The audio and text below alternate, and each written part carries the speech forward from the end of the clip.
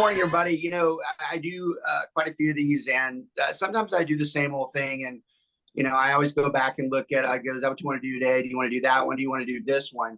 But today, with a shortened time frame, I'm going to really look at something that's kind of near and dear to my heart, and it's when it comes down to your attitude.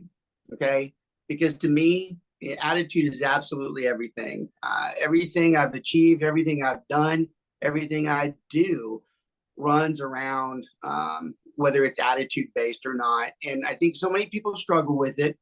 You can see it in their faces sometimes. You can see the look that they have. You can see the way that they act, and it affects people. And if you're going to affect people, you might as well affect them in a positive way versus a negative way.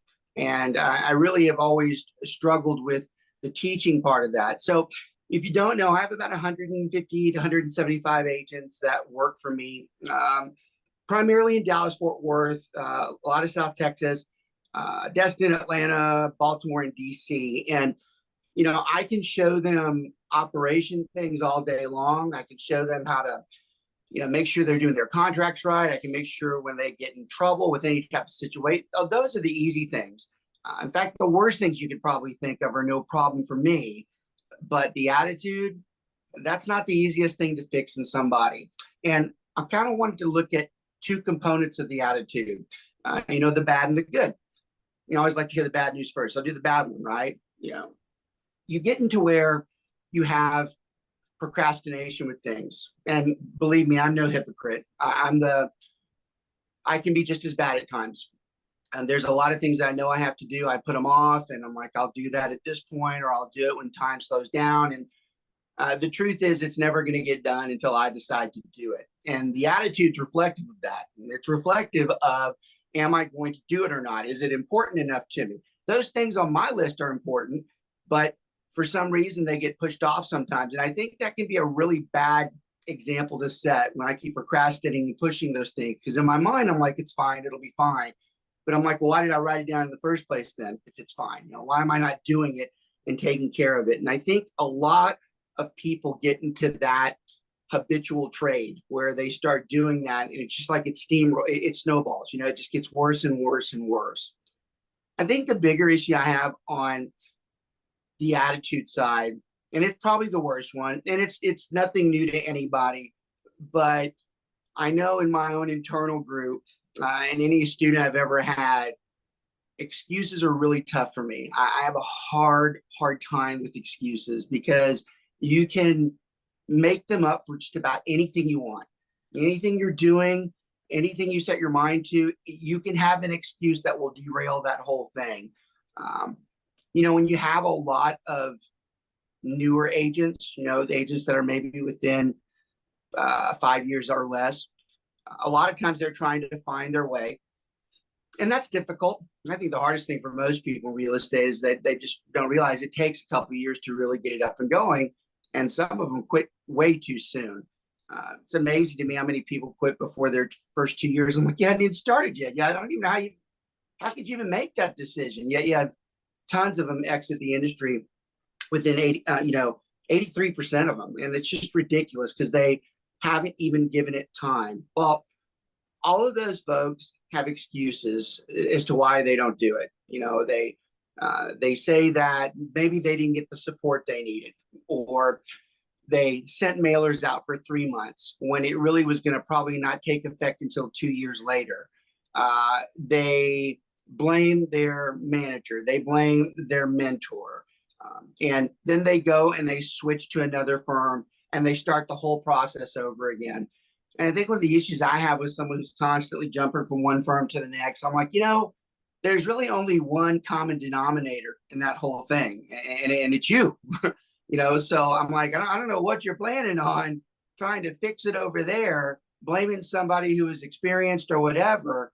And you think now it's just going to be recreated. I think that's probably the hardest thing for me to accept in 25 years is when someone goes back and you've been telling them to do all these things and they've never done it, but then they switch and they start doing it. I'm like, well, if you had done what you were told the first time, it'd have been fine.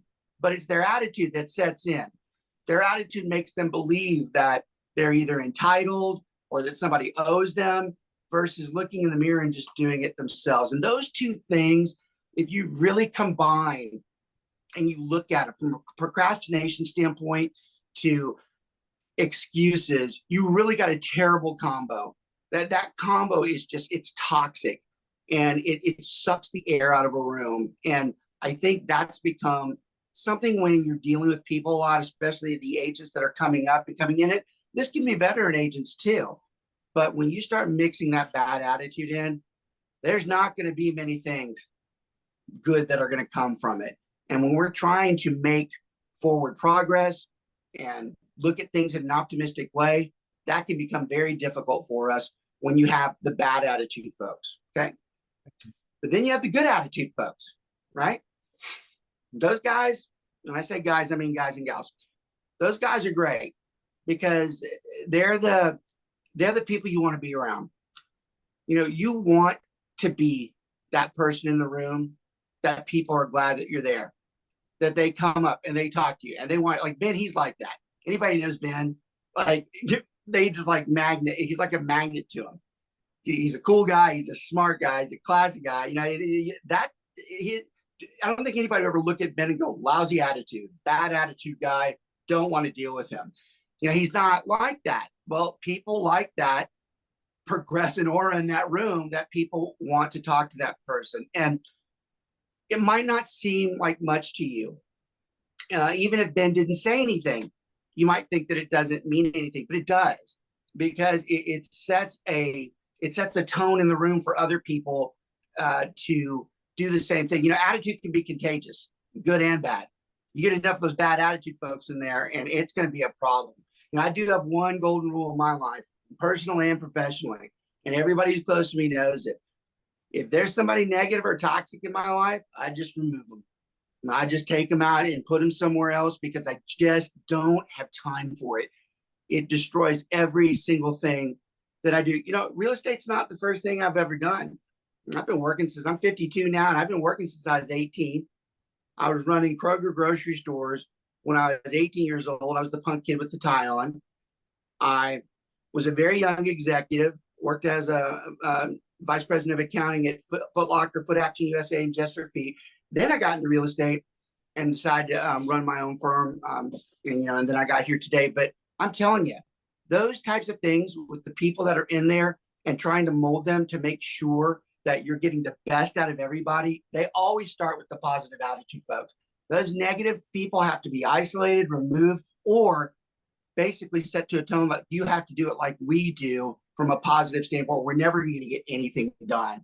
So something I've really focused in on the last few years when it comes to that positive attitude vibe, and I love it because it's very in line with Go and their principles and goals. And I love that about Smokey and Tommy and Teresa. You know, we all share that same common bond that you hear the comment value add all the time. Value add's a huge term that's used in our network. And, you know, a lot of successful people use it too, because the bottom line is if you're not adding value to the process, you're really just kind of occupying the space. And that's fine. Okay. You know, I think, what was it? I think it was Ted Turner that said it, and then he got it from Patton, but he always talked about, you know, you lead, you follow, or you get the hell out of the way. Right. So that's fine. You know, if you can be one of those people, but if you're going to be the one that's in there and guiding it, you want to have some type of value you can bring to that room. I don't think any of my day is not where I'm trying to think about what else can I do. You know, it's kind of like when you're selling houses. When you're selling houses, you don't want to sell the house that's the same house like everybody else has, because you want to sell it, but making it sell, it's harder because it's the same one.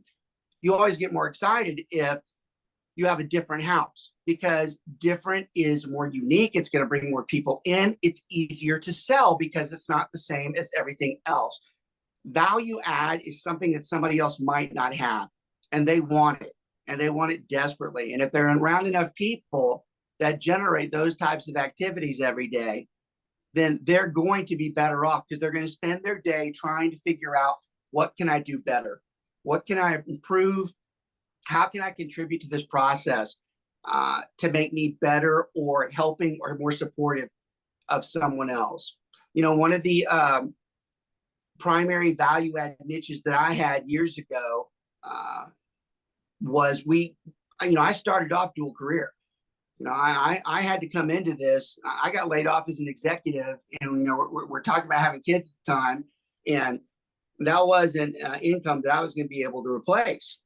So I started off part-time and realized that a lot of people, if they're given that chance, they can eventually become very good full-time agents. And then that's the problem. A lot of times you hear someone talk about dual career and they kind of frown at, like, we want them to jump right into it. We all want them to jump right into it. I mean, if it's a perfect world, we want all the agents working 60 to 80 hours a week, but sometimes that's just not possible. But some of those ones that are capable of that, they need that time frame. So, you know, we niched that a long time ago, and it was very successful. Now, the reason why I'm telling you that is, to me, that was a value add for hundreds of agents over the years, because a lot of them got their starts with me. I tell you, one of the things I'm most proud of in the stuff that I've done, I think there's 10 people that have worked for me before that run large brokerages that compete against me. And I'm very proud of them. You know, I mean, because they took something that we created that did add value, and actually a really great value, because it provided for their families and tons of other families as well that work for them. So sometimes the value add is a niche. You know, you can almost use those two things simultaneously, because really, I think a lot of times that niche is something that's different, and it is adding value to somebody else. And the other thing when it comes to the attitude side of it is being solution driven. You know, it kills me when we're in a room and we're trying to solve a problem, and someone continues to point out the obvious of what's wrong. I'm like, we're here because what's wrong? We already know what's wrong. That's why we're here. And now you're taking up time, wasting it by going back over it again. It doesn't do anybody any good. The solutions have to be given. I don't care if it's a stupid solution. At least it's someone who made the attempt to say, hey, look, maybe this could work. You know, some of the greatest ideas came from the stupidest ideas. Yep. Someone said something, oh, that's dumb. And they're like, well, maybe you should have done that instead. You're like, oh, you're right. So it's more the contribution too. And all of this, it all flows together. All this goes back into that positive vibe, that positive attitude of everybody trying to say, look, I'm here for a reason. I'm trying to do something different. I'm trying to help, trying to be supportive. If you're the one just sitting there, not saying anything, and that's, if you're just sitting there and you're hearing, not just listening, hearing is different than listening, but you're hearing and you're learning, that's okay. But if you're the one sitting in there and then you want to contribute by bringing up the rest of the problems without anything else, I'm like, you're taking away from somebody else who probably can offer that solution. So, you know, continue to either hear, but don't interact unless you're going to actually bring something positive to the table. Because if you don't get that stuff in there and you don't get the positive side in there, we're never going to fix anything. Right. And, you know, y'all, I practice what I preach. Okay. I'm not a hypocrite. I'll share something with you personally. Anybody who knows when I talk, I talk in a lot of large groups. I don't care about shaming myself or whatever, because I try to be very real and very genuine. Like right now, what's up, Ben? That's why I love you. I right back at you, brother. You're the same way there. So this has not been the best year for me, and this is a tough year for me. I don't remember the last time I've seen the market pause like that. And so I've been through 3 market swings. This is not a bad market swing. There's nothing wrong with the market. We are on a horrific pause right now, one that I've never seen before. It's been different in years past when we're doing less work or we don't have as many clients because maybe the economy's bad or unemployment is through the roof. We don't have any of that right now. We actually have people with money, but for the first time, at least that I can remember, it's an uneducated general public that just really has no idea that an interest rate is usually very temporary at best. There are so many things that can be changed with it or altered to it. I read something this morning about some of the people are really starting. This might be a good takeaway for everybody as we kind of cut this, come to an end here. But I hear a lot of people are starting to really start pushing the new construction because the new construction is advertising the lower interest rate. So in a buyer's mind, they're not consumed with, oh, it's an 8%. Now, the sad thing is they don't realize they're paying for it one way or the other, but in their minds, it's different. We have a very fickle general public. It's very, they don't understand. You have people that are 21 years old or so right now that are capable of buying a house that have lived their entire life with an interest rate that does not cross 6%. It is very hard to tell that individual that an 8% interest rate is actually pretty damn good.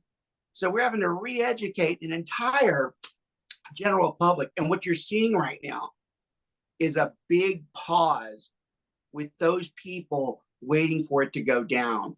And what's going to happen, and it's rare to say something like this, but it might almost be a good thing that that rate creeps up a little bit, because it might actually start changing their attitude that I need to forget about this thing going lower. I need to make sure it doesn't go any higher. So sometimes you have to switch it and educate them better, but that's what we're dealing with. Now, the reason why I tell you that is because my days have been rough the last 4 or 5 months, but I can promise you, you'll never see it in my face. You'll never see me. You won't see me complaining about it. You won't see me bitching about it, telling somebody else this is awful, this sucks, moping around. I am trying to figure out every day something that can be added. So my clock never stops. It's not just to somebody else. It's not my experience, the people I've worked with.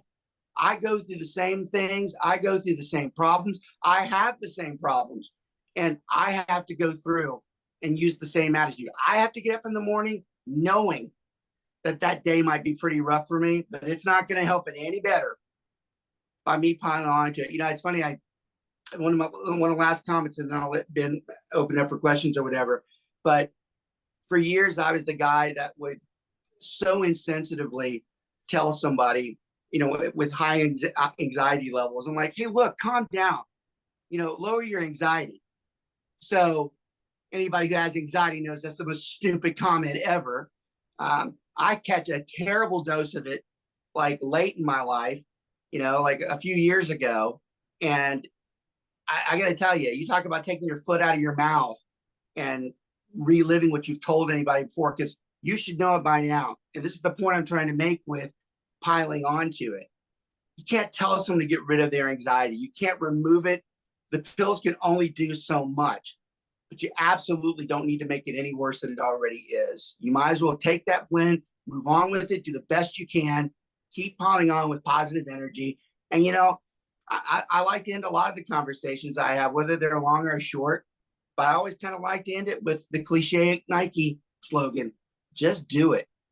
Just do it. It is one of the most powerful slogans ever. It was so simple, but if you look at what you've got to do and the responsibilities you have to do, that slogan beats any single thing you can think of in a given day. So I still live my life like that daily. All right, partner. That was beautiful. I would tell you, not even a slogan, but I think call it a principle, is that I'll never rain on someone's parade. Yeah. Right. So I love that. Before I let you go,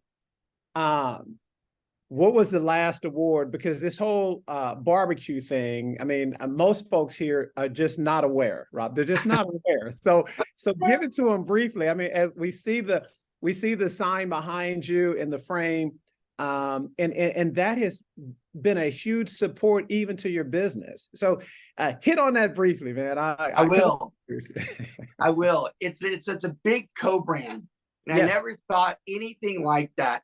I never thought that would turn into anything meaningful, but it became very cliquish with a lot of folks, and it's easily memorable. It's funny. I got that name. I had played cards with this group of people socially for a long time. And I don't know, it's been 20 years or so ago. I sat down and someone said, hey, Smoker, how's it going? And then someone said, at the other end of the table said, hey, I thought you were a broker. And then the name stuck for all those years. When we went through trademark, one of the funniest things I deal with that name, surprisingly, is how many people think it revolves around marijuana or vaping.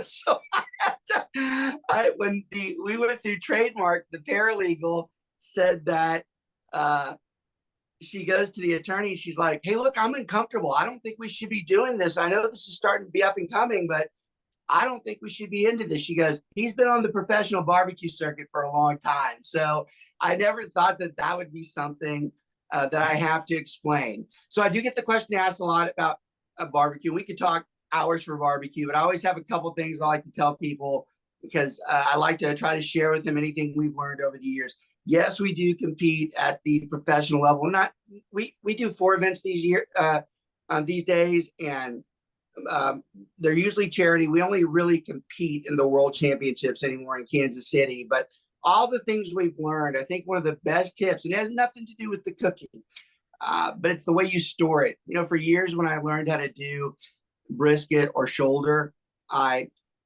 always panic. You know, we'll entertain the agents at the house a lot, and there's a lot of people there. So, you know, I would always try to time the brisket and the shoulder. And those of you who have ever done this before, it is absolutely impossible to time a brisket and a shoulder. It gets done when it gets done. So 5 years into it, some guy, he wasn't one of the TV guys, but he's a good pro.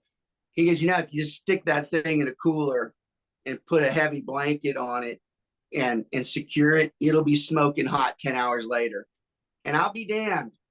All those years that I sat there and tried to time it perfectly, first time I ever did it, I got done like at 9 o'clock in the morning. I didn't have people coming over till like 6.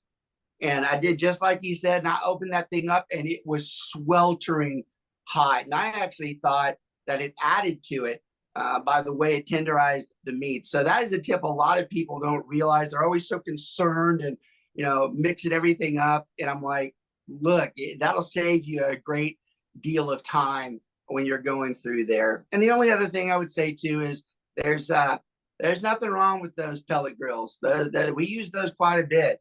Even in the professional level, it took them a while to get to that, but about 8 or 9 years ago, they finally allowed them. Most of us cook on a big stick burner, and then we move it to the pellet grill so to control it. There is nothing wrong with it. All of us on the team, we have a good either a Traeger or a Rectech in the back, so there's nothing wrong with that either, if that helps anybody.